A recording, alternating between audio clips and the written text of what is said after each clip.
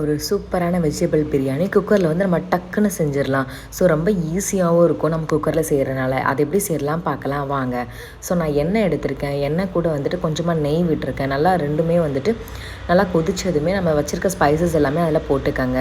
Spices அதுக்கப்புறம் பார்த்தீங்கன்னா வெங்காயத்தை வந்து ஆட் பண்ணுங்கள். ஒரு வெங்காயத்தை இந்த மாதிரி அறுத்துக்கோங்க. நீல வாக்கில் ஒரு பெரிய சைஸ் வெங்காயத்தை அறுத்து போட்டுட்டு அது நல்லா வதங்கட்டும்.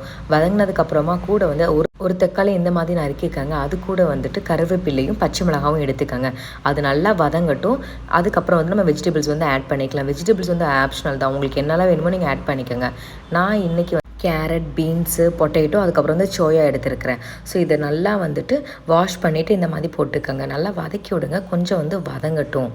வதங்கினதுக்கப்புறமா நான் வந்து என்ன பண்ணியிருக்கேன்னா மீன் மேக்கர் வந்து கொஞ்சம் வேக வச்சு எடுத்திருக்கேன், தண்ணியில் ஊற வச்சு. ஸோ இந்த மாதிரி கட் பண்ணிக்கோங்க. நான் பெரிய மீன் மேக்கர் எடுத்ததுனால கட் பண்ணியிருக்கேன் இந்த ஸ்லைஸில். ஸோ இப்போ வந்து நம்ம தேவையான பொடிகள் வந்து ஆட் பண்ணிடலாம்.